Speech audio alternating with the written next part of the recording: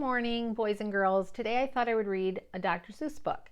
This is one of his first books, and it's titled, "And to Think That I Saw It on Mulberry Street." And you're going to see a little boy that has a huge, huge imagination. And I think you'll really enjoy it. Okay. When I leave home to walk to school, Dad always says to me, "Marco, keep your eyelids up and see what you can see." But when I tell him where I've been and what I think I've seen, he looks at me and sternly says, "Your eyesight's much too keen. Stop telling such outlandish tales. Stop turning minnows into whales. Now what can I say when I get home today?" So it sounds like he likes to exaggerate a little bit. All the long way to school and all the way back, I've looked and I've kept careful track. But all that I've noticed except my own feet was a horse and a wagon on Mulberry Street. So that's really all he saw. Now he's going to really kind of try to make it more creative. That's nothing to tell. That won't do, of course. Just a broken down wagon that's drawn by a horse. That can't be my story. That's only a start. I'll say that a zebra was pulling that cart. And that is a story that no one can beat when I say that I saw it on Mulberry Street.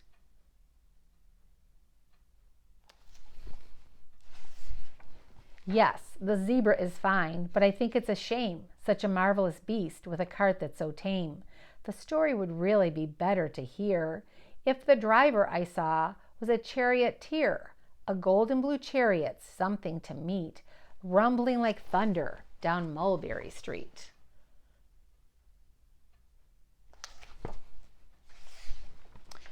No, it won't do at all. A zebra's too small. A reindeer is better. He's fast and he's fleet, and he'd look mighty smart on old Mulberry Street.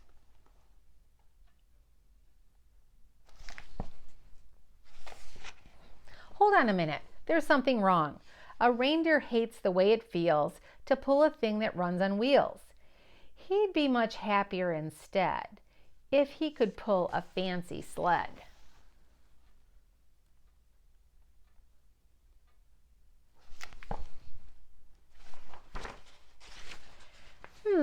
A reindeer and sleigh. Say, anyone could think of that. Jack or Fred or Joe or Nat. Say, even Jane could think of that. But it isn't too late to make one little change. A sleigh and an elephant. There's something strange. I'll pick one with plenty of power and size. A blue one with plenty of fun in his eyes. And then, just to give him a little more tone, have a Raja with rubies perched high on a throne. Say, that makes a story that no one can beat when I say that I saw it on Mulberry Street.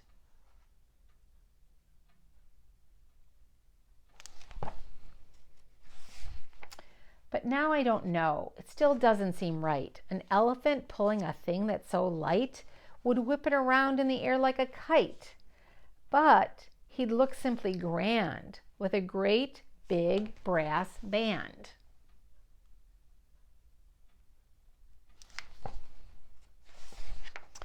A band that's so good should have someone to hear it, but it's going so fast that it's hard to keep near it.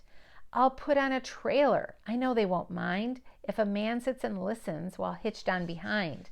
But now is it fair? Is it fair what I've done? I'll bet those wagons weigh more than a ton. That's really too heavy a load for one beast. I'll give him some helpers. He needs two at least. So now he's adding helpers.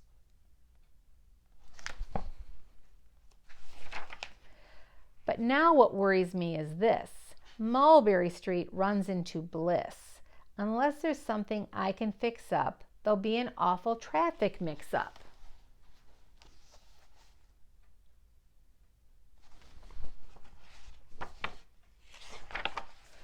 It takes police to do the trick, to guide them through where traffic's thick. It takes police to do the trick. They'll never crash now. They'll race at top speed with Sergeant Mulvaney himself in the lead. So now the police have been added.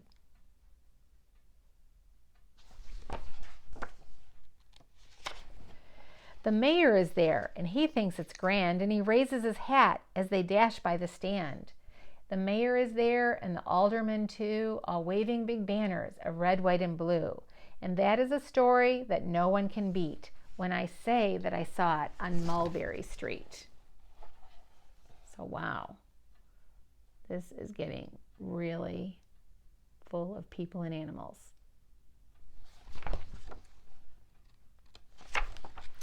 With a roar of its motor, an airplane appears and dumps out confetti while everyone cheers. And that makes a story that's really not bad, but it still could be better. Suppose that I add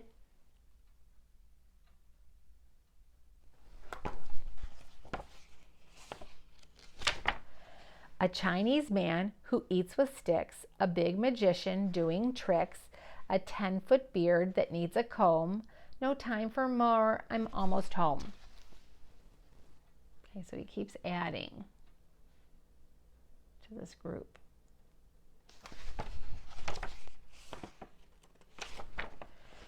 I swung round the corner and dashed through the gate. I ran up the steps and I felt simply great, for I had a story that no one could beat, and to think that I saw it on Mulberry Street. But Dad said quite calmly, just draw up your stool and tell me the sights on the way home from school. There was so much to tell, I just couldn't begin. Dad looked at me sharply and pulled at his chin. He frowned at me sternly from there in his seat. Was there nothing to look at, no people to greet? Did nothing excite you or make your heart beat? Okay, so here he's getting home from school.